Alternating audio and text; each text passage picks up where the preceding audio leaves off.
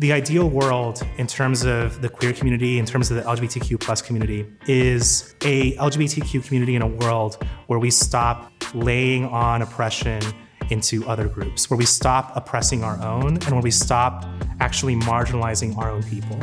If we can work harder to address all of those axes of oppression within our own community and within our own spaces, we'll all be better off. And frankly, it will matter a lot less whether we have to come out of the closet.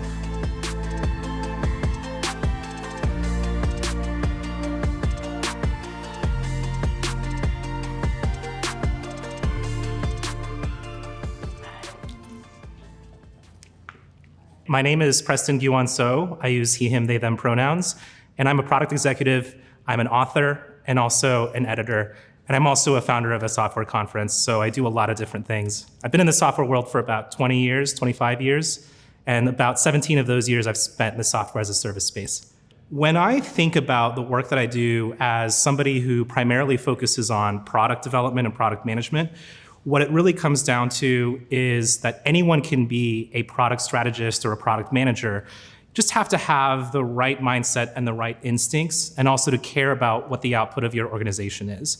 So the way that I describe my role actually really is that product management or product strategy is actually a really easy industry, a really easy field, because it's really about catering the needs of your organization into a product that makes sense for your customers, and also into the idea of actually cultivating a culture of cross-functional collaboration within your company. That's one of the most challenging things that I find a lot of people who are in the product world struggle with.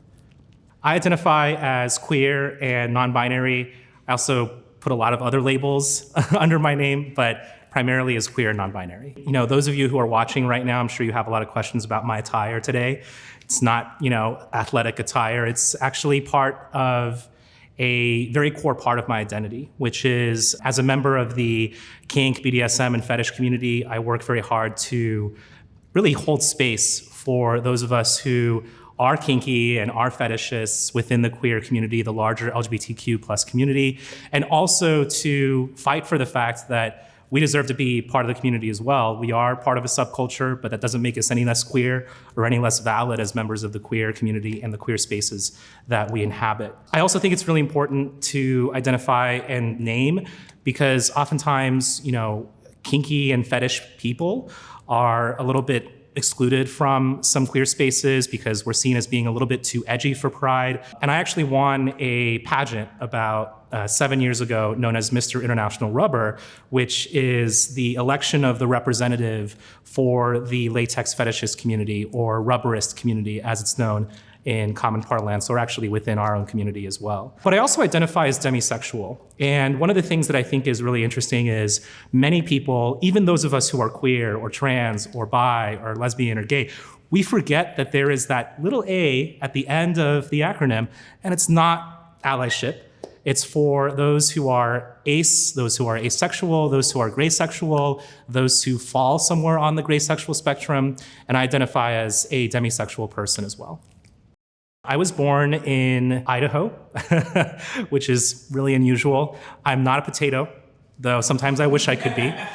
And I spent most of my formative years in Colorado. And what's interesting about my background is I actually grew up really not having any exposure or knowledge about what queerness was or what it meant to be LGBTQ. And the biggest reason for that is the town I grew up in, Colorado Springs, is actually the evangelical Christian capital of the United States. So many people don't know this, but a lot of evangelical Christian organizations, especially those that really profess a queerphobic and also anti-gay in general agenda, that slew of organizations and that slew of church-affiliated or nonprofit organizations, they all have their headquarters in Colorado Springs, including Focus on the Family, mega churches, Compassion International, so on and so forth. Growing up in Colorado Springs, and especially growing up as one of the few people of color in Colorado, especially in my school district, my neighborhood, I actually really didn't have any queer role models growing up. And there was not really much of a queer community to speak of. Now, of course, there is. Now, of course, you've got a lot more of a queer community emerging in Colorado Springs. But I still remember like it was yesterday, throughout elementary school, throughout middle school, high school, the word gay was thrown around as a slur very often. And it was often thrown around by these young people that didn't really understand what it meant fully. They just sort of knew it as something bad. And I think that matches up with a lot of the experiences that other queer people have who are in our fields. But I think that, one of the most important awakenings, so to speak, for me was I knew that I was different. I knew that I was queer by the time, I was pretty sure by the time I was in 7th grade. And then by the time I was, really a sort of freshman or sophomore in high school, I knew for sure. But I think one of the biggest challenges was just not seeing anybody around me who, let alone being queer or trans, was also Asian American with some of those identities as well. And so it was almost like being doubly marginalized, so to speak, in my upbringing, because I just didn't see anyone who even looked like me in the first place. And then to think that to layer on, it's a great little cake, to layer on that additional wonderful frosting of being queer on top of it was also a challenge and also an issue. But I was really lucky in that I was part of, or I witnessed a movement that occurred in my high school, which is I went to high school in a place that was very conservative, where obviously there were no out teachers or out staff members. And one of the people in my high school, actually, who was, I think, a senior or a junior when I was a freshman, decided to fight to start the first ever Gay Straight Alliance at the school. And at the time, in the early, mid-2000s, it was really, really challenging, especially in a conservative school district and a conservative area like mine, to even fathom for a nanosecond having a GSA in that sort of institution. He eventually fought for it, managed to find a teacher who was willing to sponsor it, even though they weren't queer and was just an ally. That teacher got a lot of flack. The principal declined the request. He took the school district to court and ultimately ended up winning. So what was really nice about that story is I got a little bit of that exposure to what it means to be a queer activist. And what's funny is that he and I actually stayed in touch and actually met up several times, many years later. It was a great story that we shared in terms of our high school experience. I knew that I was different pretty early on, and I think when you grow up different, when you grow up looking different as well, it already puts a little bit of a target on your back or a little bit of like a spotlight on yourself. Because for the first, I would say, few years of elementary school, I didn't realize that I wasn't white like everybody else in my class. I thought I was white just like the rest of them. And it only dawned on me when I was around 7 or 8 years old that, oh, wait, I'm actually really different. And my Asianness is also very important, and it's not like these other students. Around 7th grade was when I realized that I was definitely different from a identity perspective, but I wasn't sure exactly how. And that was interesting because one of the things that came about was I started to understand more about sort of my kinky identity, my fetish identity. I was looking at things like latex online, like leather and things of that nature. It was really interesting to me, but it still wasn't that indicated to me that I was queer, because you can also be kinky or into fetish, into a fetish without actually being queer. But it wasn't until a few years after that it finally dawned on me that I was definitely gay or somewhere along that sort of spectrum. But it wasn't until high school that I really came to terms with it. It wasn't really until my sophomore year of high school that I really started to kind of understand the identity better, to sort of do a lot more of that, not just the research that everyone does, but also more of the inner soul searching and the self-examination that was required. And it wasn't until, of course, I was a sophomore in college or a junior in college that I actually came out publicly. And I only came out as non-binary just a few years ago. What was the importance for you of having that access to that information online, especially kind of growing up in such a conservative community? Can you talk about why that was important to you? I think it's really interesting, the question of the internet, because if we look at social media, if we look at the research that's out there, obviously, unanimously, researchers, academicians, scholars say that social media and the internet has been a net negative for people writ large and for young people writ large, right? But with one crucial exception, which is that social media and the internet have actually been a massive blessing for LGBTQ people. And I think that's a really important fact, because what it indicates is that because we are such a thin minority, because we're so relegated to this very slim slice of the pie, we're solely thought of as being just like 1 or 2% or 3%. But now we're seeing, of course, that many more people are identifying as LGBTQ+. The reason for that lies, of course, in the fact that we now feel more comfortable, but also in the fact that we met each other online. And I think this is one of the things that was so important for myself. I don't know what I would have done if I was born 10 years earlier, 20 years earlier, 30 years earlier. There was obviously a huge amount of influence the internet had on me and that social media had on me, and also that just general information online had on me. And a lot of that was just really beginning to become available. It wasn't really until the late 90s or early 2000s when the sort of queer and LGBTQ plus community kind of graduated from Usenet groups and mailing lists and those sorts of things to full-fledged, I would say, online communities where, you could actually do things and talk to people, and not in the same way as we have today with dating apps, right? But true online communities that were organic, that grew from the ground up. And I was very lucky to be part of some of those communities. It made a profound influence on my life.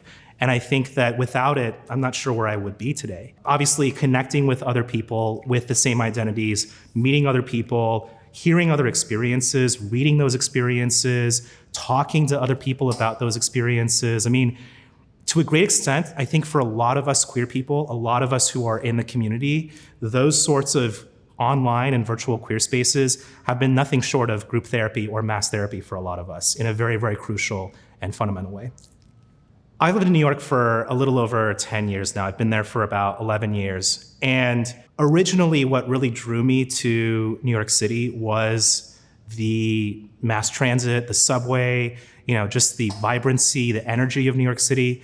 But what's made me stay is really the community that I've found through people that I love, through people that I respect and admire in the queer and trans communities, especially of color within New York City, that have done so much to just not only have my back and not only to inspire me continuously and support me, but also to really give me the space that I've always wanted in order to thrive. I didn't get that in Colorado Springs.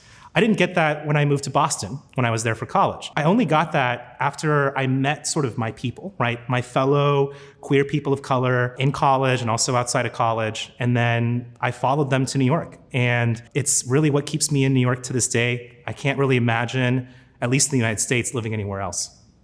I've always had a more than a passing interest in technology and computers. A lot of that was because, thanks to my dad, he, had one of those old Commodore machines. He also had multiple IBM Selectrics. He had a, computer, and we had dial-up, way back in the day. That was really sort of my first introduction to technology and also to science and also in many ways to art, because you can find so much connecting the two and straddling arts and also STEM, which is why STEAM. I remember when I first started out playing violin, for example, as a child, I would oftentimes download certain scores or certain books from online to be able to play them. It was around the year 1999 that I started to actually write code and program, and it was just for fun. I used to make these really kind of bad video games for myself on technology known as Visual Basic that some of you might have heard of and probably are poo-pooing right now behind the screen.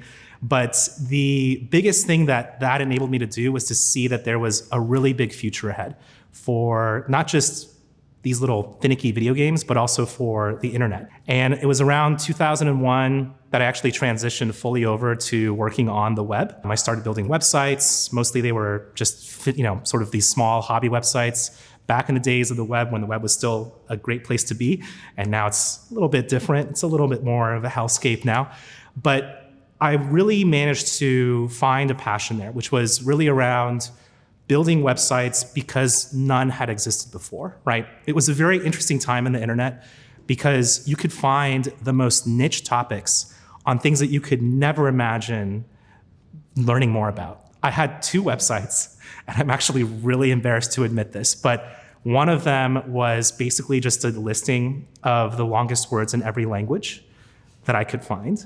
I know that's very nerdy, but that was one of them. The other website was a blog about, I don't even remember what it was about. I think it was about microbiology or something really funny like that. But that's what really kind of piqued my interest. And, I started working on freelance websites. I started doing just making websites for people. I sold my first website for $75 to a local musician in Colorado.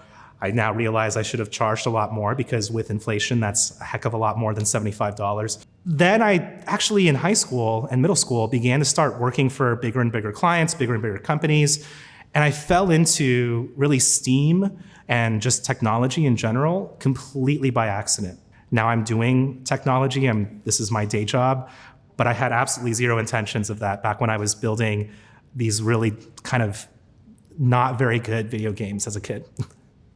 I'm gonna be completely honest. For you, dear viewer, I actually didn't choose technology insofar as it chose me. What I mean by that is, I think for many of us, we have these lofty dreams, these very highfalutin ideas and visions about who we're gonna be and these dreams, right? My dream ultimately is to become a writer, something that I'm working on over the course of my entire life. But technology and engineering and the web and all of that, I fell into it by accident because it was something that I found really easy and it was something that I was good at. I just, kind of fell into it by accident. My original plan was to either become like a diplomat or an author or do something in politics maybe, but I don't think I've got the political X factor anymore. The biggest thing I would say is, I think for a lot of us, the answer is money, right? And that should be okay to say too. I think a lot of us who are, especially those of us who are of color, those of us who are LGBTQ+, we're an oppressed group. I know so many queer people in technology, so many people in STEAM fields who are solely in it for the money. And I think that should be okay. I think ultimately what drove me towards technology as a career and why I remain a technologist in my career was just the opportunity to build something that would have a huge impact on people that I didn't even know, and to build something that would actually improve the lives of so many people that I didn't know. And that's really ultimately what keeps me there. Even though I'm a little bit further away from the technology side, I'm a little bit further away from the code, I'm a little bit further away from some of the things that I started doing back in 2001 or 1999, I still do a lot of that same kind of work with that same kind of focus, which is ultimately, I want to build something that's going to make this world a better place. I'm actually entirely self-taught as a coder, as a developer, as really everything in my career. I fell into technology, as I mentioned, by complete accident, but I didn't do it without help. A lot of the time that I spent in college was focused on my studies. I was a double major in linguistics and political science, but there's no money to be had in those careers, especially these days, unless you're incredibly lucky. So I did work a lot of jobs during college. And the reason that I needed to do that was to support myself and support others in my life. And it quickly dawned on me as I was doing a lot of this work, as I was doing an internship here, internship there, as I was doing freelance projects for a lot of folks, that this was really the path that my career should take in order for me to basically get to some of the outcomes that I wanted to get to, namely, which is to be able to have a career that I could be really proud of. My education journey in terms of technology was very strange. I actually bought for 50 cents, which today is probably like $6, a pair of books from the local public library. Now, if you're watching and you're a 90s kid, you probably remember in your local library branch, there was that big shelf that was just used books that the library was selling, right? Either because they took a donation and they couldn't actually put it in circulation, or they just had books and they just needed to sell them. So 2 books published in 1995, which already were completely out of date by the time I got them. That was my first introduction to web development and web software writ large. Throughout college, I sort of started to learn more and do more and dabble more and get into deeper and deeper rabbit holes, so to speak, when it came to technology. And by the time I left college, the path was very clear. It was very clear that, this was going to be my easiest way to get into that sort of entry-level first job in a career. And ultimately, that's where I stayed. I'm kind of curious, we talked to a lot of people in this program who have kind of made career switches and maybe are newer into the tech field, but I'm curious, since you've been working in the tech field for so long and it's something that develops so quickly, what has been one of the biggest challenges, or I guess something that's interesting it could be to you, just in terms of the development over the past few decades and staying in that field? I'll answer this question from 2 perspectives. One from sort of the technology perspective and the other from a more general perspective. One of the things that I think, especially those who are of the younger generations, what people don't realize is that computer science, programming, technology, software, all of that is so much easier than it used to be. Not only do you have all sorts of tools, all sorts of software at your disposal, all sorts of amazing resources at your disposal to actually build. Back in those days, all we had were books. All we had were internet forums, right? We all had discussion forums or bulletin boards, as they were known then, to kind of bounce ideas off of each other. But now you have access to a bevy of so many different resources. You've got Stack Overflow, you've got developer tools in the browser, you've got all sorts of things that make that sort of day-to-day journey a lot easier.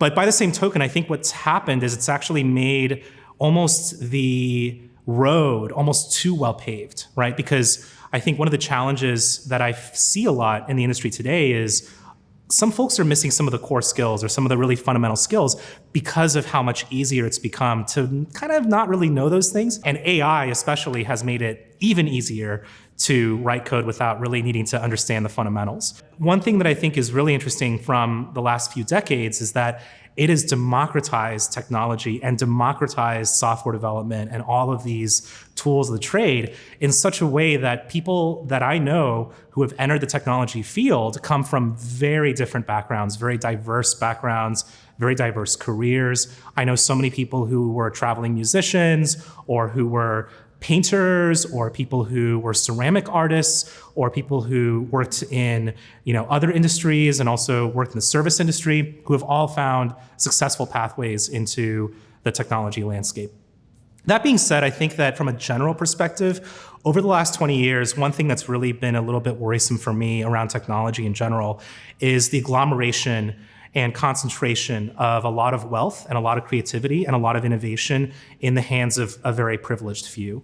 You have these very large corporations that are driving a lot of the modernization and imagination of the web, of what it could be. And I think we see this in some of the challenges and some of the problems that are inherent to social media. But at the same time, you also see almost like a monoculturization of technology in that everything kind of looks the same. Like you open up a social media app, it kind of looks the same as something else that you might use. All of your delivery apps kind of look the same. Uber and Lyft kind of look the same and work the same way. And I think what that's actually doing is stifling a lot of the creativity and also forcing out, in some ways, a lot of the richness and a lot of the perspective and a lot of that really important sense of independence and freedom to innovate that I think a lot of queer people bring to the table when it comes to technology companies. I think at the end of the day, a lot of us who are queer and trans, and especially of color or of other marginalized identities, those of us who are disabled, those of us who are women or trans or might identify with other communities, we struggle to just survive. And for many of us, having a career in tech, having a career in STEAM fields often means sacrificing or at least hiding or shrouding some of our identity in certain situations. We talk a lot, for example, about code switching between queer and straight modes of speech, between trans and cis-passing modes of speech, between gay and straight-passing modes of speech. And this very much applies to the workplace as well. I think it's really important to bring your full self to work. I think it's really important to be authentic at work, despite the risks, despite how challenging it is. Obviously, not all of us can be out in the workforce, in the workplace. Statistics show that 46%, as of last week, a study that I read, 46% of LGBTQ plus people don't feel comfortable enough to be out and fully themselves at work. That's a very worrying statistic, given that we have so many more rights than we used to, and obviously we're still fighting for more, I would say, liberation amongst our communities. But there's other ways to think about this problem, and I definitely want to boost and amplify. My dear friend Ethan Marcotte wrote a book called You Need a Tech Union. And it's a fantastic book that really comes to terms with why it is that we see so much less unionization, why it is that we see so much less organization for labor rights within the tech world, and how we struggle in this endless path toward growth, endless journey towards profits and revenue, why we see so many unethical things and frankly, immoral things emerge from the tech community. But there's some bright spots in the right direction. Obviously, there's ways to organize, there's ways to look at that.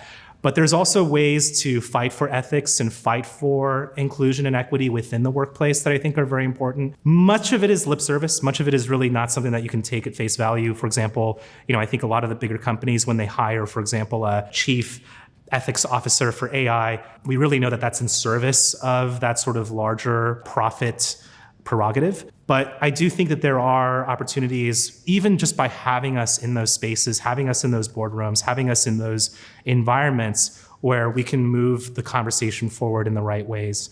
I remember at my office, I've been leading quite a few discussions around more equitable ways that we can refer to things, more inclusive ways that we can really position the things that we do and what we do internally as a company. And the more that we can do that, that's the incremental approach, that's the gradual approach. For more disruptive things, obviously there are many other folks that you can turn to for resources and advice as well.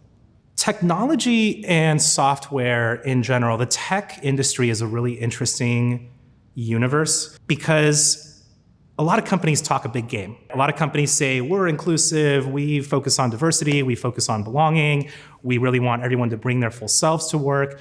But one of the things that I think a lot of people don't realize is that when companies say bring your full self to work, they mean bring your full self to work within certain boundaries. I think it's a really tough thing to navigate as queer people and queer people of color, especially when we have to navigate both the sort of complexities of racism and the complexities of queerphobia at the workplace. I've been very lucky and fortunate over the course of my career in that the vast majority of organizations that I've worked for have either been very queer friendly and even trans friendly, which was unheard of back in the early 2010s, or are going in the right direction. However, I would say that it's still pretty common in the technology world for companies to be a little bit less, let's say, open about those things.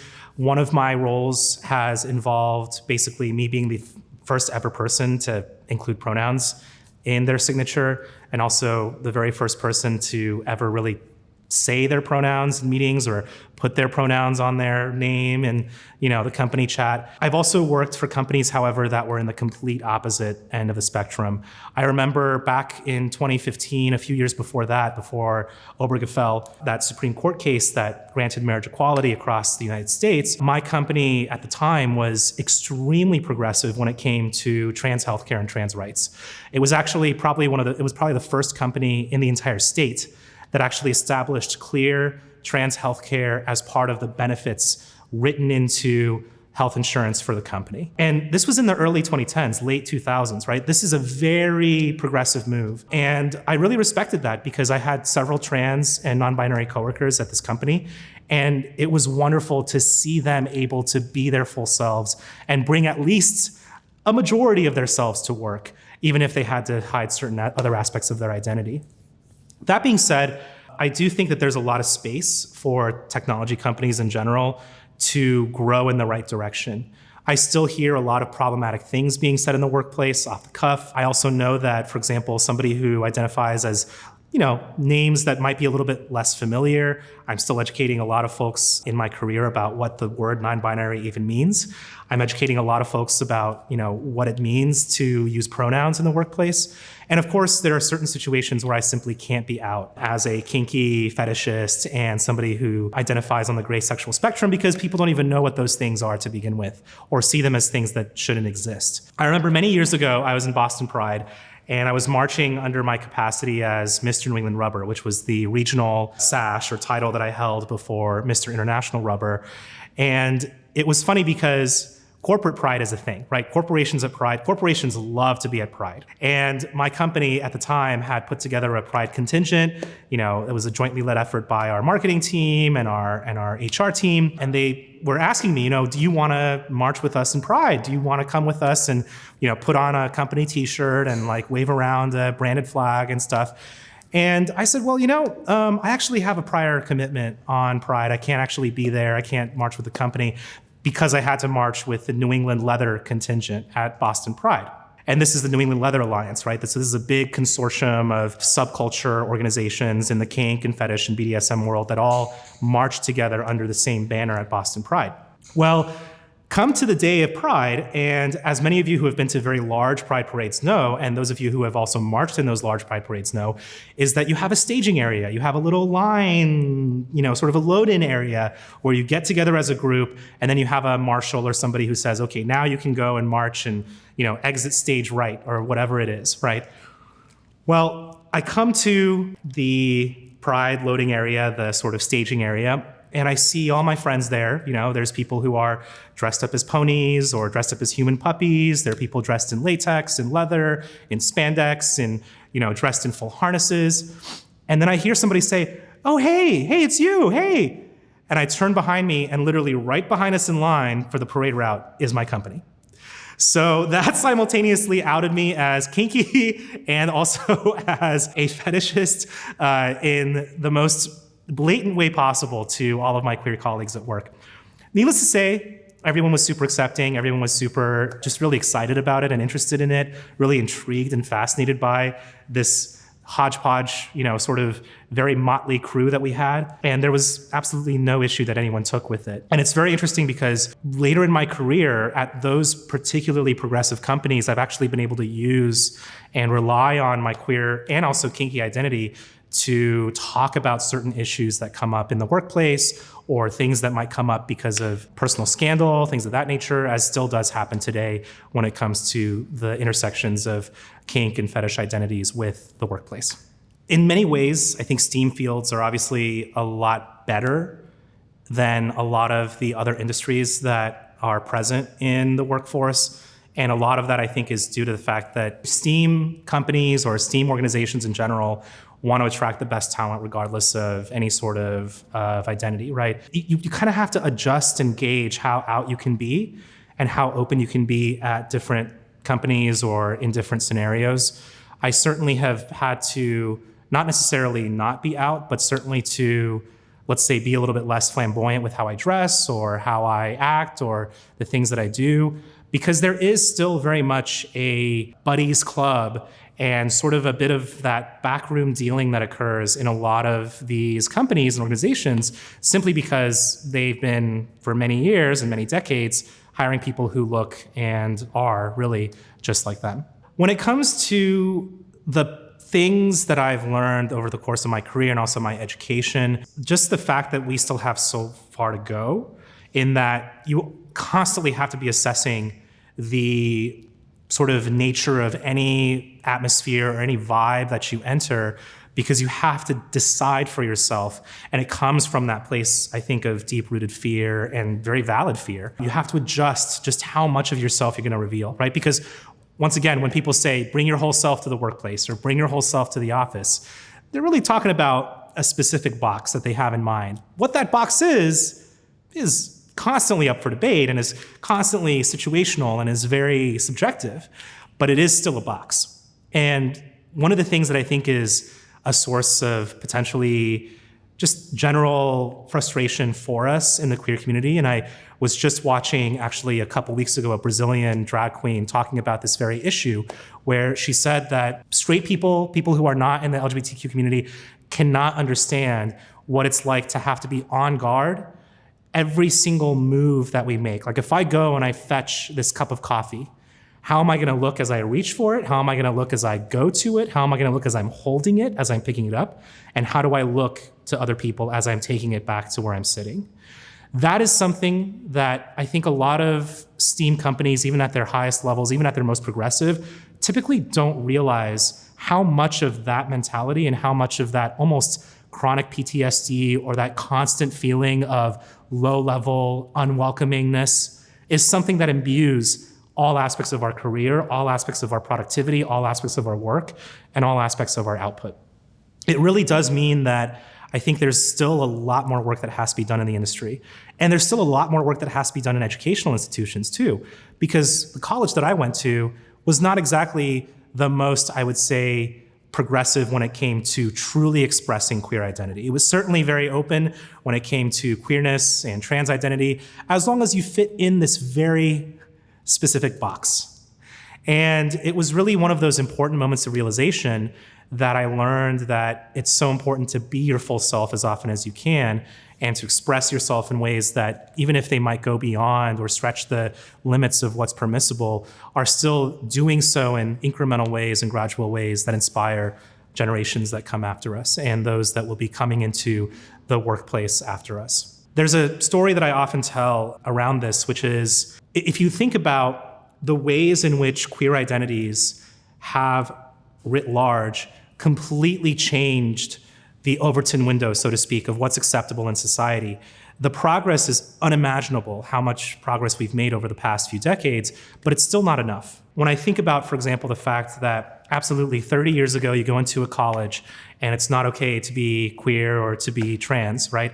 Fast forward to today where it is acceptable, but there's still certain identities that are not acceptable, right? I do think that those who identify as queer and poly, for example, those who identify as queer and kinky, those who identify also as queer and of color, still face a lot of intersecting issues. I wouldn't necessarily call all of it oppression, of course, but certainly when it comes to the issues that we face and the problems that we face, they are still colored by and influenced by those identities that we hold. And especially in the case of queer communities of color and trans communities of color, that is a very pronounced form of intersectional oppression. I had the opportunity when I was in college to be a part of the Munch organization at my school.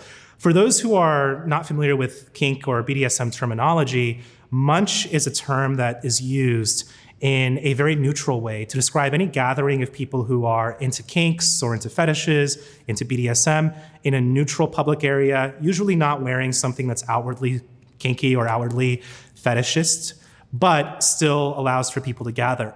We had an organization, a student organization that was funded by the university. We got approval from the university to start an organization called Harvard College Munch, which was the first ever organization that was focused on, basically these very important sexual identities and very important queer identities as well for those who were queer and identified as queer or trans within the university setting. One thing I found very interesting is, obviously we had to keep full confidentiality, full anonymity, right? Nobody could really say who they were, nobody could really use their names. And this ended up being very important because towards the end of my time with that group, we were actually discovered by Fox News. We were discovered by the O'Reilly Factor, and they discovered that we were a fully funded student organization and that we were receiving disbursements from the university to hold our meetings and to hold our events. And we were put on blast by Fox News. And it's a segment that I will never forget, but we managed to outlive Bill O'Reilly. So there's that.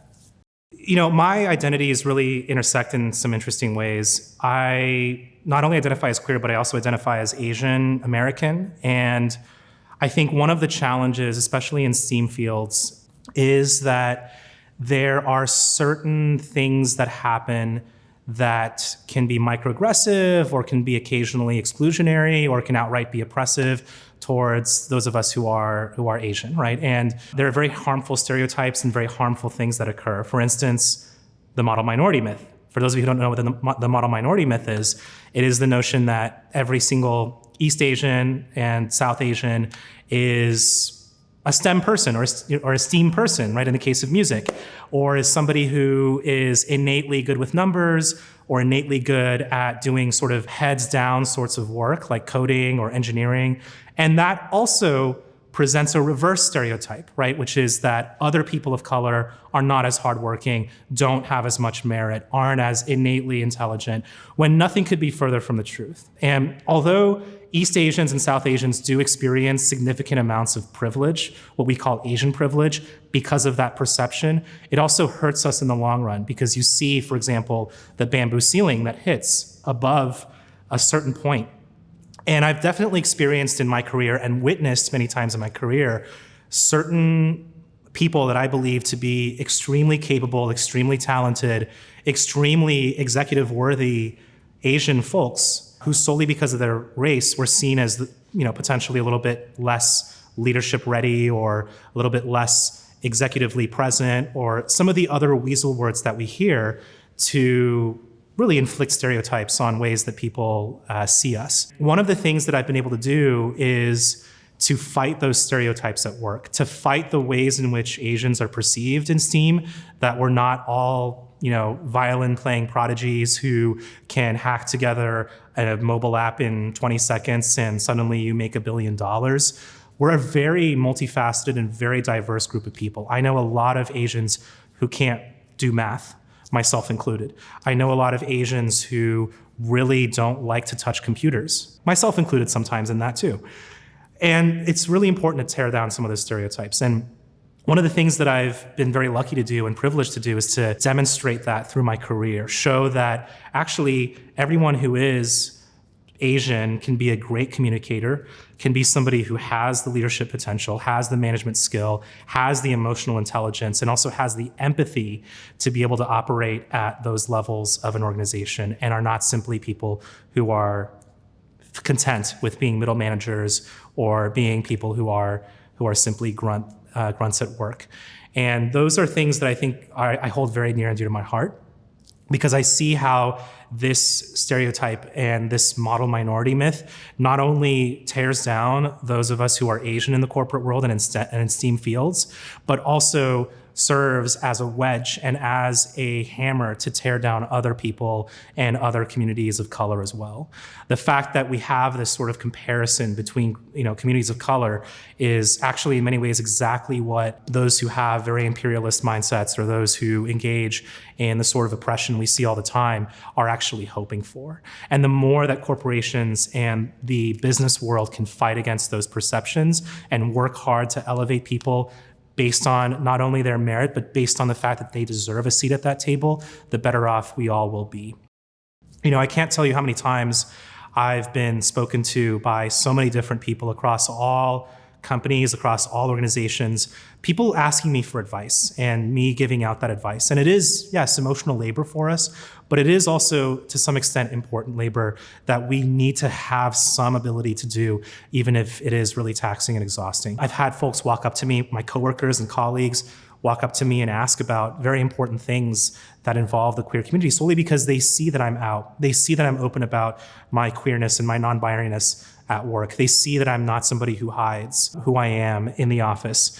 And they'll ask me things about, what neopronouns are or how to refer to somebody, who might have a name that is different from their legal name. They'll ask things about, how exactly to treat somebody who identifies as queer or who identifies as non-binary in the workplace or who identifies as trans in the workplace. And I've been very fortunate to play that role. It's, of course, a very exhausting role, but it is a role that I think is one of the big reasons why, we need to continue to see progress and also why we are at the forefront of that change.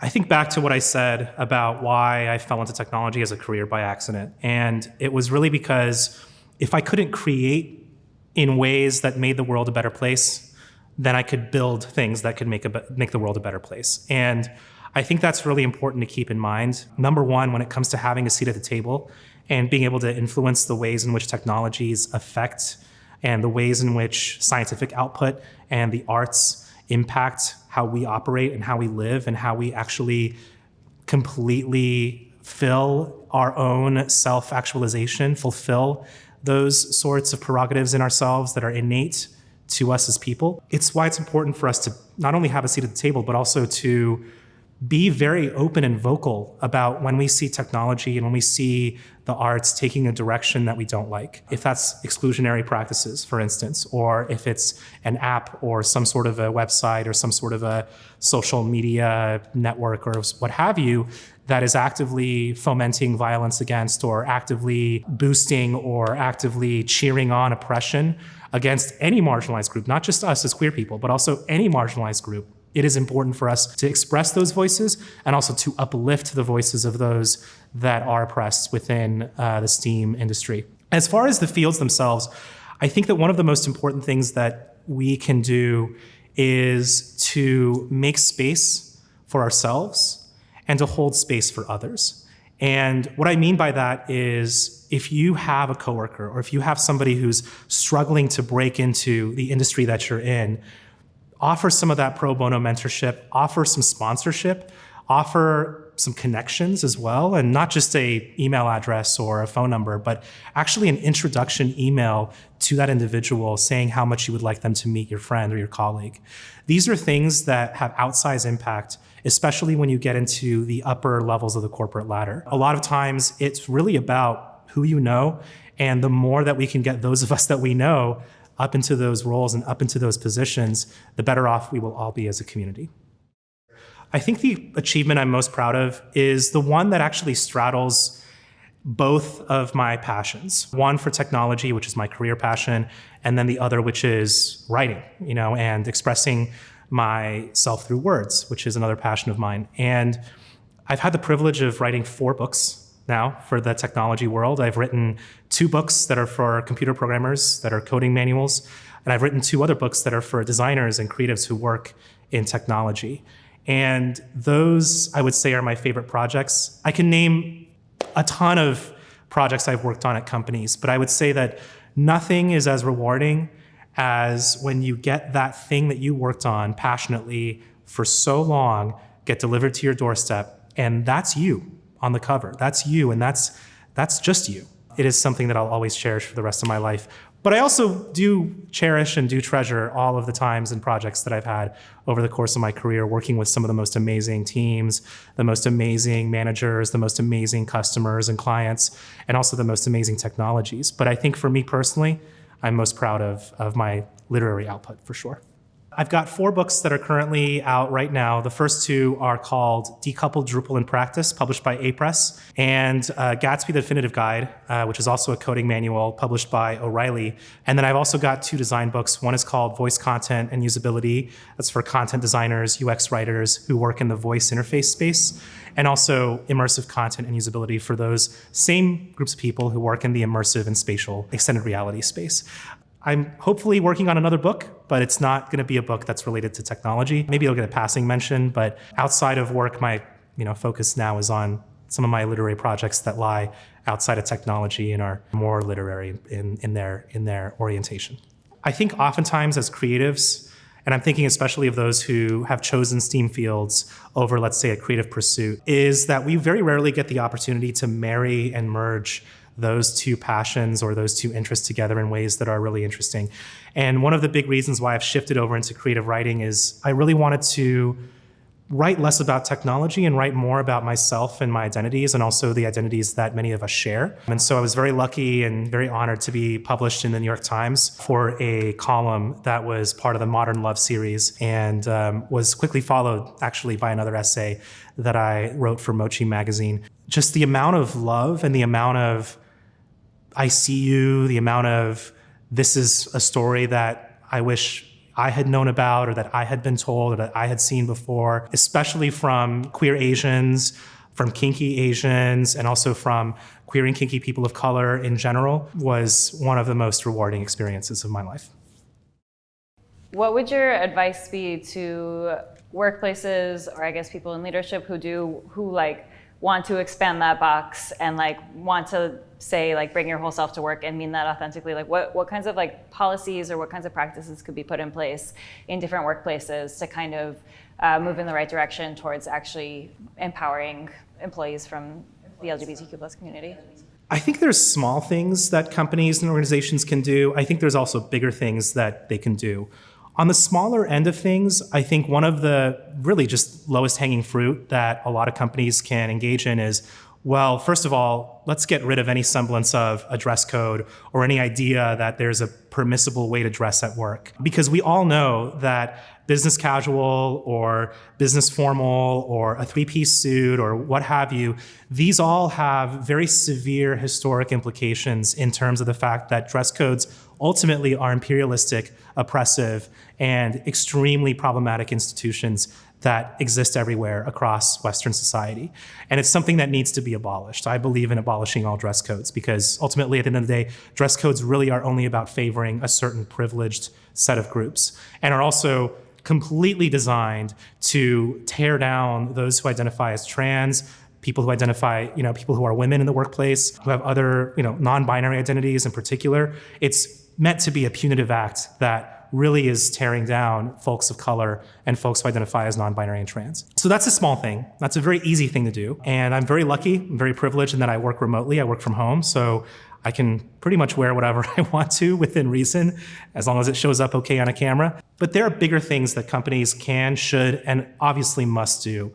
One of the things that I find is such a common trend, and this is something that simply happens because it's the path of least resistance, is you see that those who rise to the top of an organization, those who are asked to be parts of boards for corporations, those who are asked to be part of the C-suite or the mahogany-walled boardroom or part of the upper leadership or upper management of any organization or any company tend to be white, cishet men.